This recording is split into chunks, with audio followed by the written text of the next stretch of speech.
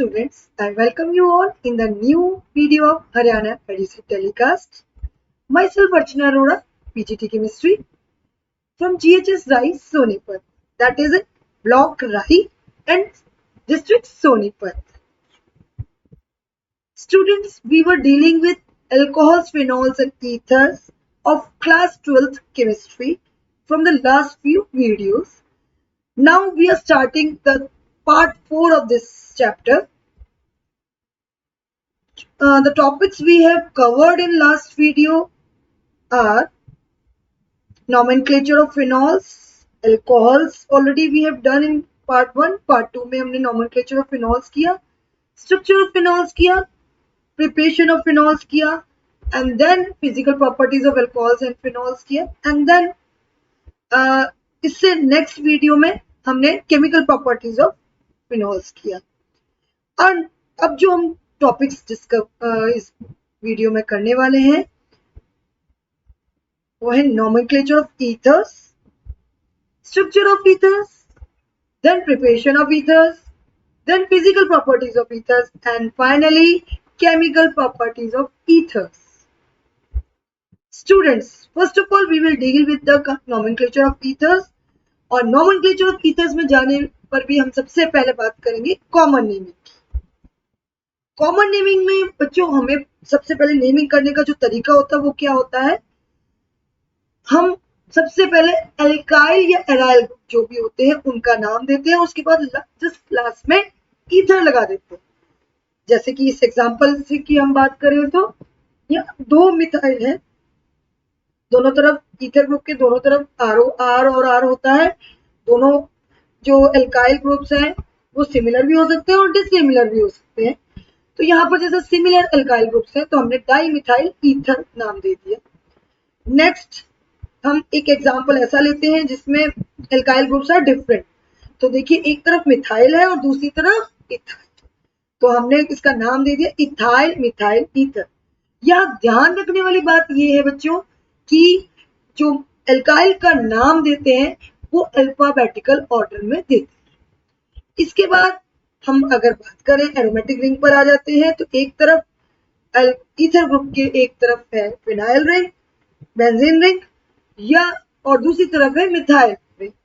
तो methyl phenyl ether, क्योंकि alphabetical order के हिसाब से देखा जाए तो M comes first, so methyl first, then phenyl, then ether.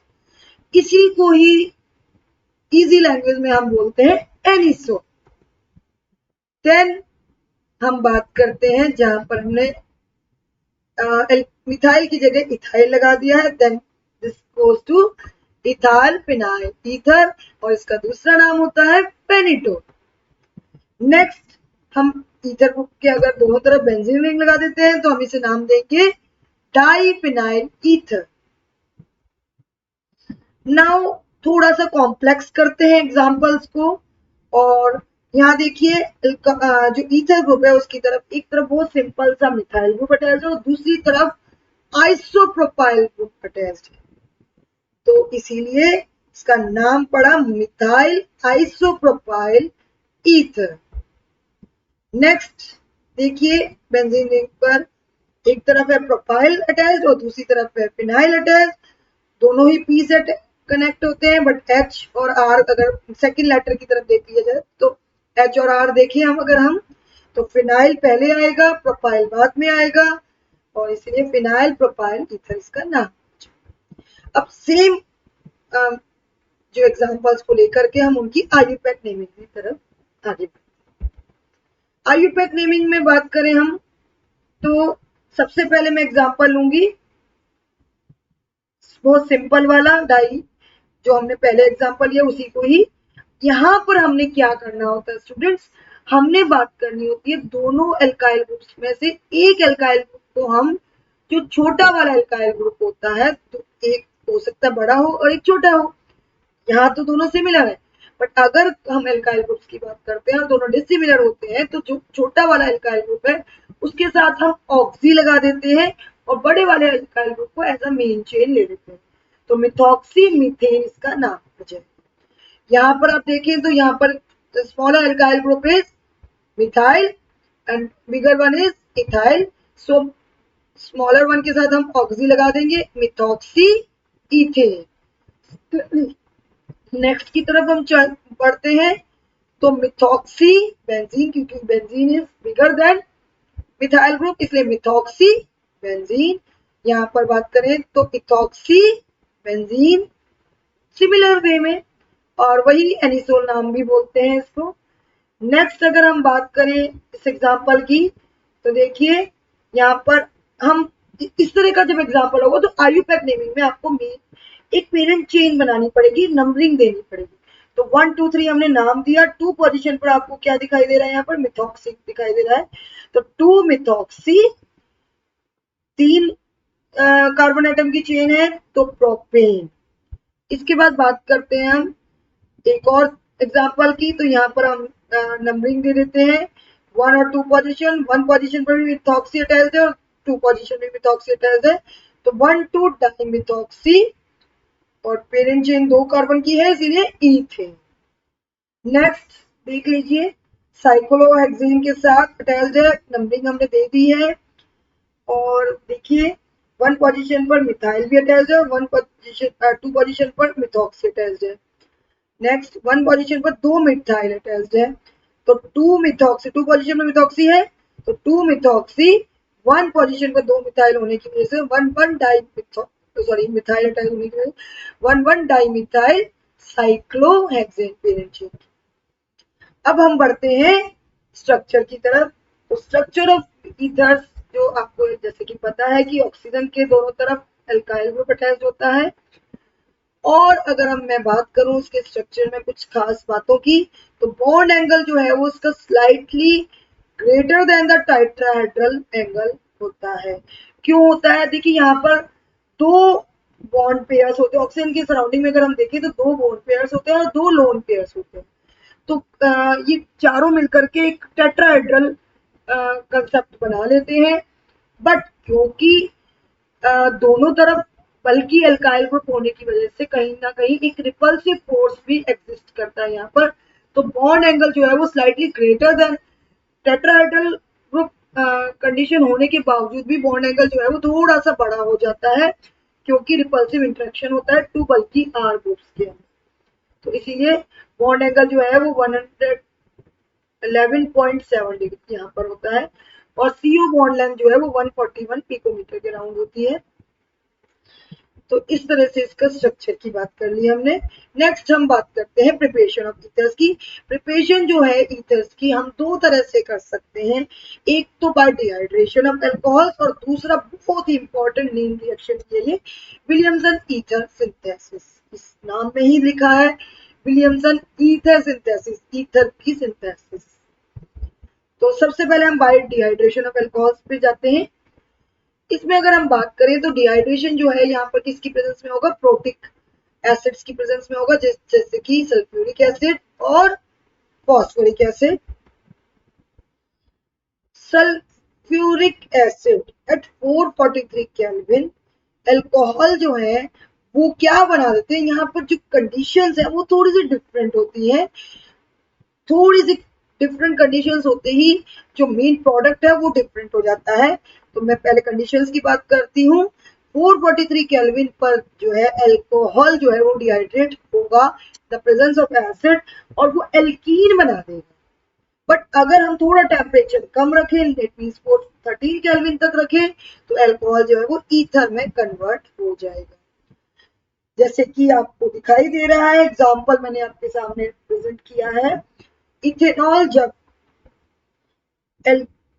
Sulphuric acid की प्रेजेंस में 443 केल्विन की प्रेजेंस में जाएगा तो वो एथीन बनाएगा, बट 413 केल्विन में वो इथॉक्सी इथेन बनाएगा। नेक्स्ट हम आगे बढ़ते हैं इसके मैकेनिज्म की तरफ। तो देखिए स्टूडेंट्स, फॉर्मेशन ऑफ ईथर जो है वो एक न्यूक्लियोफिलिक बाइमॉलिक्यूलर रिएक्शन, 2 मॉलिक्यूल्स यहाँ यूज होते हैं तब जाकर के ईथर बनता है। 2 बार हमें यूज करना पड़ेगा, क्योंकि हमें 2 ईथर चाहिए तो हमें 2 अल्काइल ग्रुप चाहिए, इसीलिए तो बाइमॉलिक्यूलर रिएक्शन हो गई। और क्योंकि ये न्यूक्लियोफिलिक रिएक्शन है, सब्स्टिट्यूशन रिएक्शन है, तो इसे SN2 रिएक्शन के नाम से भी हम जानते हैं। सबसे पहले स्टेप 1 में क्या होगा स्टूडेंट्स, देखिए अल्कोहल जो है वो H प्लस आयन मतलब एसिड की प्रेजेंस में जो ये है ये अटैक कर जाएगा, जो लोन पेयर ऑफ ऑक्सीजन है वो अटैक कर जाएगा, अटैच कर जाएगा किससे, इस प्रोटोनेटेड एसिड से। और अभी हमारे पास क्या सामने आ जाएगा, प्रोटोनेटेड अल्कोहल सामने आ जाएगा फर्स्ट स्टेप में। देन सेकंड स्टेप में यही प्रोटोनेटेड अल्कोहल दोबारा से अल्कोहल, क्योंकि हमने कहा ना बायोमोलिकुलर रिएक्शन है, तो प्रोटोनेटेड अल्कोहल इंटरेक्ट रिएक्ट करेगा एक और मॉलिक्यूल ऑफ अल्कोहल से। और किस तरह से ये जो अल्काइल ग्रुप है इसका, देखिए सबसे पहले तो यहाँ पर बॉन्ड ब्रेक हो जाएगा। बॉन्ड ब्रेक होने के बाद ये जो है नेगेटिव चार्ज पर आते ही ये H2O अलग हो जाएगा, तो डिहाइड्रेशन का जो प्रोसेस है वो हो जाएगा, लॉस ऑफ वाटर मॉलिक्यूल्स। और ये जो एल्काइल ग्रुप है जो यहाँ से निकल के आएगा वो किससे अटैच हो जाएगा, इस अल्कोहल से अटैच हो जाएगा। और इस तरह से आपके सामने एक कार्बोकेटायन सामने आएगा जो कि ईथर की फॉर्मेशन में आगे हेल्प करेगा।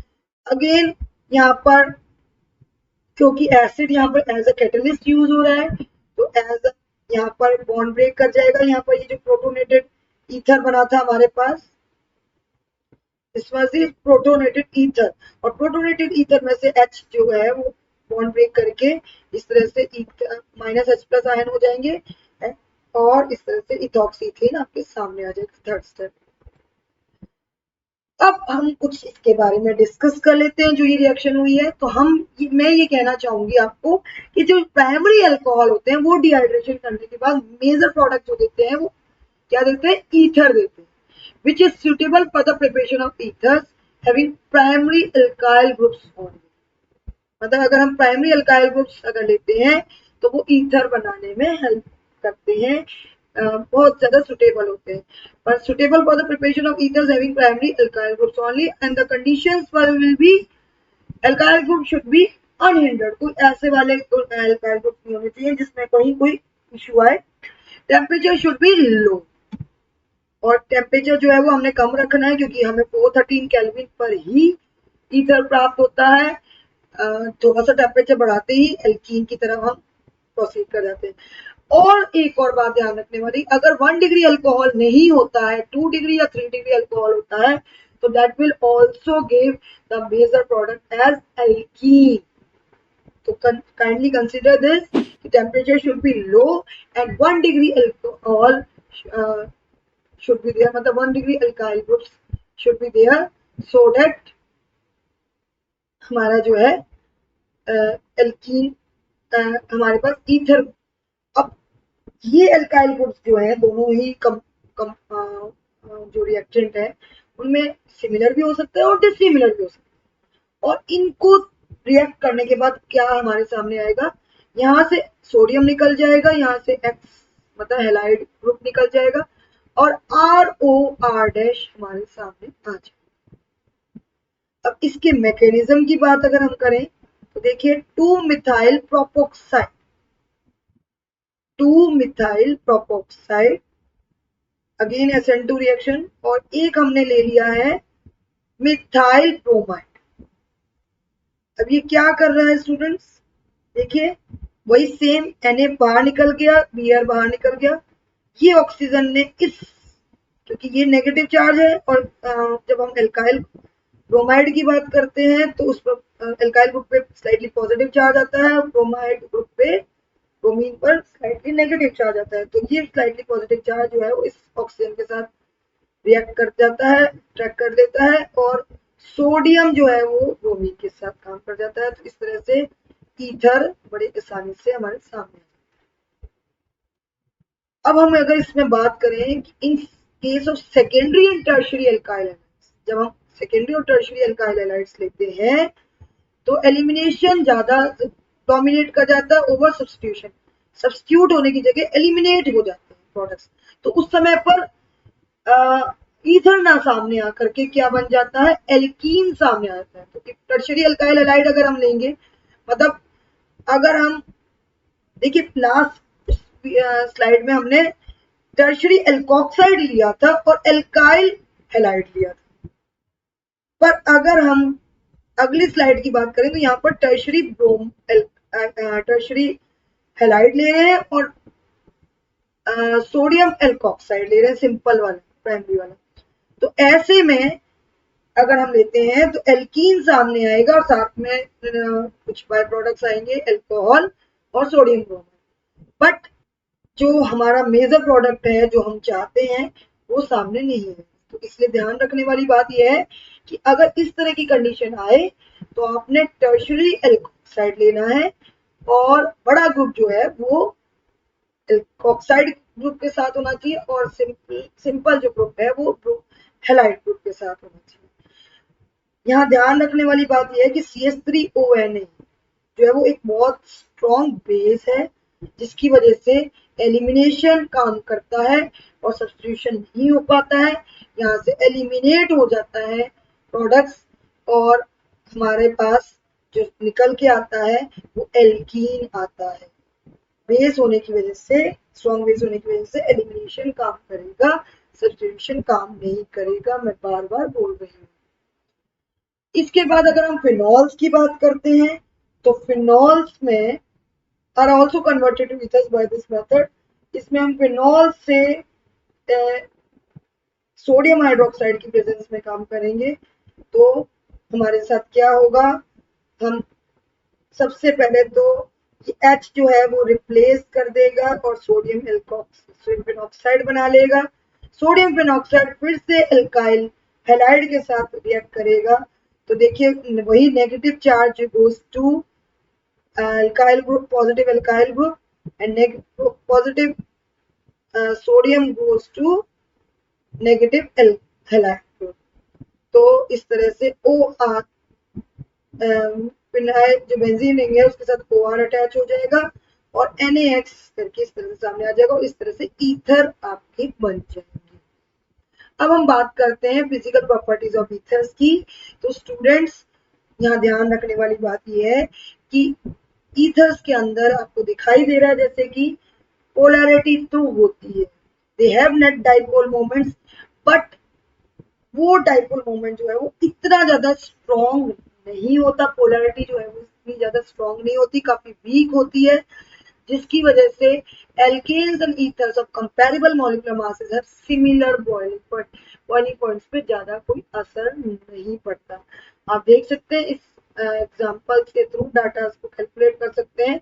तो बॉइलिंग पॉइंट पर अब आप जब पेंटेन और इथॉक्सीथेन की देख रहे हैं तो काफी खास फर्क नहीं दिखाई दे रहे। 309 और 307 लगभग सेम सा ही है, बट लार्जर डिफरेंसेस दिखाई दे रहे हैं आपको अल्कोहल की तरफ।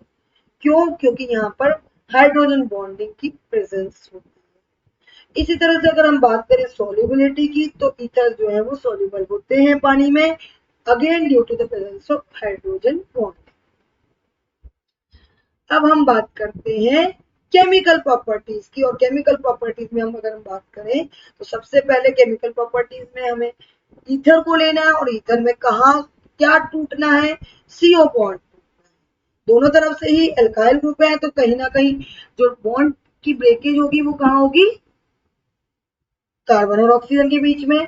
तो हम बात करते हैं सबसे पहले ethers are less reactive, so cleavage ethers जो है वो बहुत ज्यादा रिएक्टिव नहीं होते, तो cleavage of CO bond in ethers takes place under drastic condition. अब वो ड्रास्टिक कंडीशंस क्या होती हैं, with excess of hydrogen ions, मतलब वो इतनी इजीली बॉन्ड ब्रेक नहीं करता और हाइड्रोजन हैलाइड्स की प्रेजेंस में बॉन्ड ब्रेक करता है HX की प्रेजेंस में, बट वो HX की प्रेजेंस भी ज्यादा होनी चाहिए। तो जैसे ROR डैश यहाँ पर HX के साथ रिएक्ट करेगा तो वो क्या बनाएगा, ROH, अगेन ROH और R डैश H सामने से। यहाँ पर ध्यान रखने वाली बात यह है कि R जो है वो यहाँ पर ROH क्यों बना है, क्योंकि जो R है वो R डैश से साइज में बड़ा है। तो बिगर एल्काइल ग्रुप जो है वो अल्कोहल बनाने में हेल्प करेगा और स्मॉलर एल्काइल ग्रुप जो है वो एल्काइल हैलाइड बनाने में हेल्प करेगा। ये ध्यान रखने वाली बात है। Halide will combine with smaller alkyl group, जो मैंने भी आपको बताया। तो ROH प्लस और फिर जो ये अल्कोहल बना कि दोबारा से, क्योंकि हमने कहा ना आपको कि HX जो है यहाँ पर एक्सेस में लेना है, ज्यादा लेना है, तो HX की प्रेजेंस में ROH जो है वो क्या बना लेगा, RX बना लेगा अगेन, और एल्काइल हैलाइड बना लेगा, और इस तरह से वाटर सामने आ जाएगा। अब अगर हम बात करें आगे थोड़ा बेंजीन की तरफ चलते हैं, तो alkyl ethers are cleaved at the alkyl oxygen bond. अगर कहीं हम बात करते हैं, यहाँ अभी तक तो बात थी कि दोनों तरफ एल्काइल ग्रुप है, पर अगर एक तरफ एल्काइल ग्रुप है और दूसरी तरफ एराइल ग्रुप है, मतलब बेंजीन रिंग है, तो बॉन्डिंग यहाँ ब्रेकेज कहाँ से होनी है, एल्काइल ऑक्सीजन बॉन्ड से होनी है, क्योंकि एराइल ऑक्सीजन बॉन्ड जो है वो काफी ज्यादा स्ट्रॉन्ग होता है, स्टेबल होता है, ठीक है। तो बॉन्ड की ब्रेकिंग कहाँ से होनी है, यहाँ से।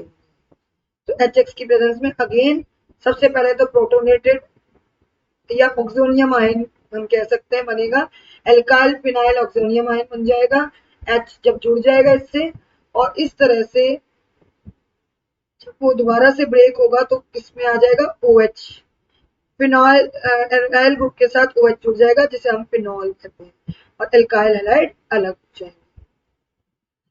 अब हम बात करते हैं reactivity order of HX to bond, मतलब जब हाइड्रोजन हैलाइड रिएक्ट करता है, देखिए अब तक तो हम बात करेंगे हाइड्रोजन हैलाइड की प्रेजेंस में ईथर की ब्रेकेज होती है, पर अब ये हाइड्रोजन हैलाइड किस तरह से रिएक्ट करता है, इसकी रिएक्टिविटी किस तरह से काम करती है, तो मैं बात करूंगी कि बॉन्ड लेंथ जो है वो HCl की कम होती है in comparison to HBr, and then और भी कम होती है किसके कंपैरिजन में, HI के, मतलब HI bond length is more than HBr than HCl। तो इसी तरह से जो बॉन्ड स्ट्रेंथ है वो कम होती चली जाती है।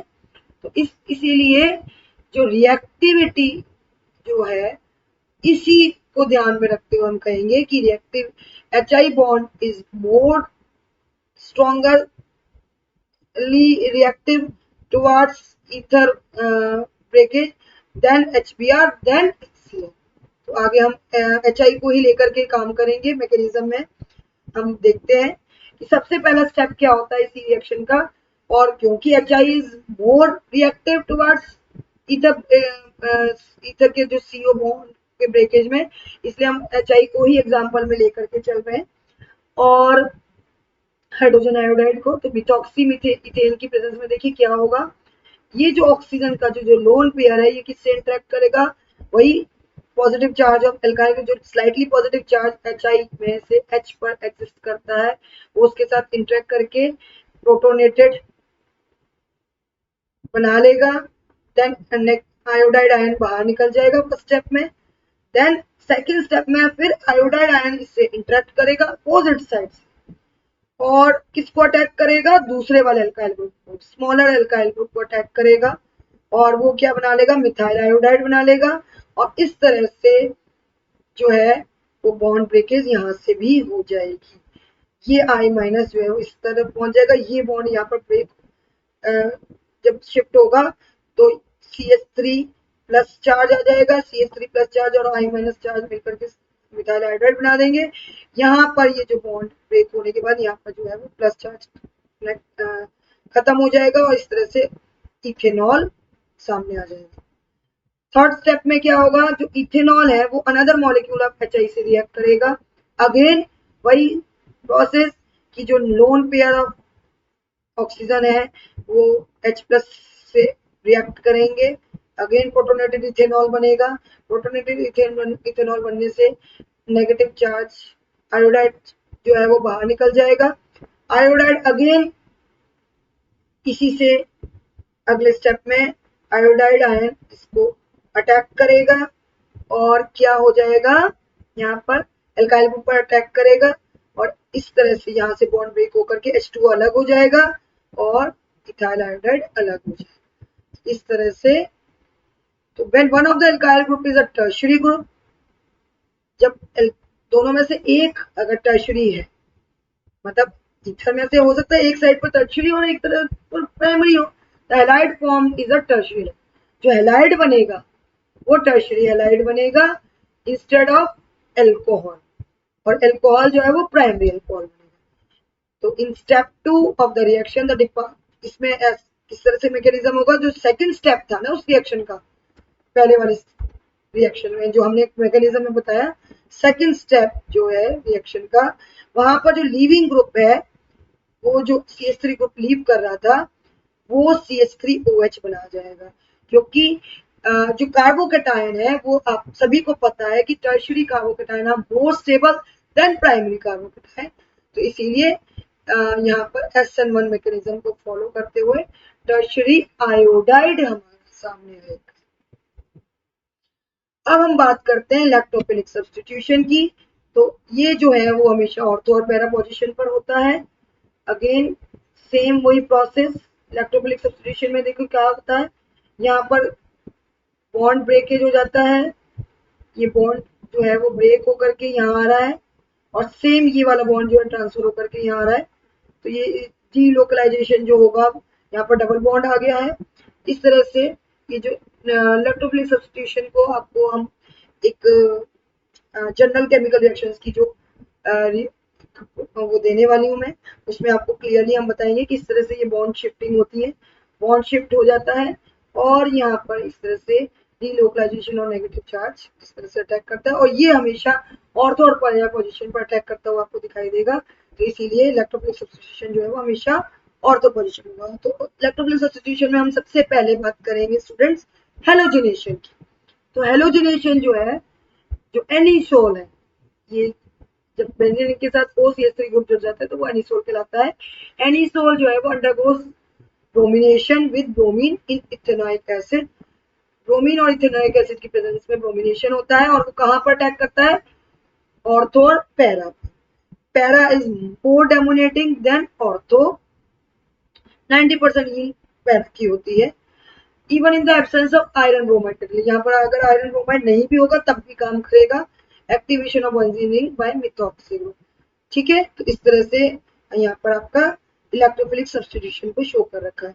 Alkyl groups are introduced at ortho and para position by reaction with alkyl halide in the presence of. तो एनिसोल जो है वो CH3Cl की प्रेजेंस में, ये आपने हेलोअल्केन्स में भी पढ़े थे, फ्रीडल क्राफ्ट एल्काइलेशन हम इसको कहते हैं। एनहाइड्रस AlCl3 की प्रेजेंस में वही ऑर्थो और पैरा पर अटैक करेगा, 2-मिथॉक्सिटोलिन बना लेगा, 4-मिथॉक्सिटोलिन बना लेगा। और ये फ्रीडल क्राफ्ट रिएक्शन मैं आपको नेम रिएक्शन में बहुत अच्छे से आपको समझाने वाली हूँ, एक वीडियो देने वाली हूँ जिसमें जनरल केमिकल रिएक्शंस आपके काम है।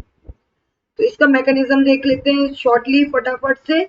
CH3Cl की प्रेजेंस में AlCl3 किस तरह से AlCl4 पे चला जाता है, और फिर attack of electrophile AlCl4 minus बन जाता है, और ये जो मिथाइल रिंग है, ये मिथाइल जो आपका रेडिकल है वो जो है एनिसोल से अटैक करेगा, और किस तरह से वो अटैक करके इस तरह से आपके सामने आ गया है।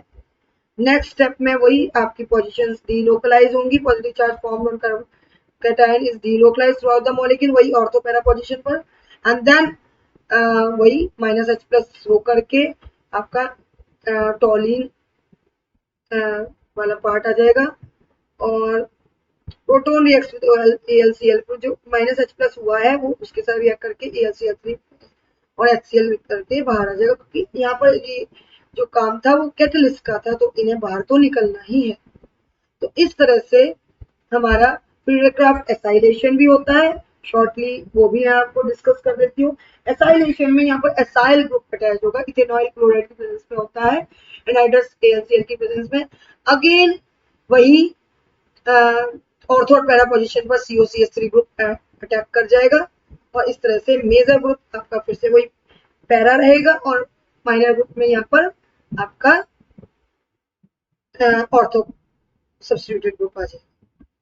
तो सेम वही मैकेनिज्म है इसका भी। तो अब स्टूडेंट्स में अब बारी आती है होम असाइनमेंट की। तो जो मैंने आज आपको कंटेंट पढ़ाया है उसी पर बेस्ड जो आपका असाइनमेंट है, सबसे पहले आपने विलियमसन सिंथेसिस पढ़ा, तो उसके लिए write the reactions of Williamson synthesis. मैंने एक कंडीशन दी आपको कि 2-ethoxy-3-methyl pentane starting from ethanol and 3-methyl pentane two ol, मतलब आपको 2-ethoxy-3-methyl pentane बनाना है इथेनॉल से, और 3-methyl pentane टू ऑल बनाना है ठीक है, तो ये एक रिएक्शन आपको लिख के दिखानी है, विलियमसन सिंथेसिस को ध्यान में रखते हुए करना है। और दूसरा एक रिएक्शन मैं आपको दे रही हूँ कि HI की प्रेजेंस में अगर इस तरह का कंपाउंड होगा तो वो प्रोडक्ट क्या देगा। ये दो प्रोडक्ट्स के साथ आप थोड़ा सा पहले स्टडी करिए विलियमसन सिंथेसिस को अच्छे से, और उसके बाद इसको प्रोसीड करिए ये दोनों क्वेश्चंस को। होप सो आपको ये ईथर्स का सारा कंटेंट समझ में आया होगा।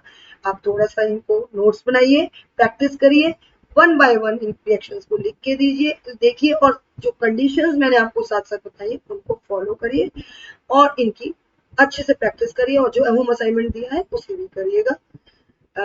Thank you, have a nice day.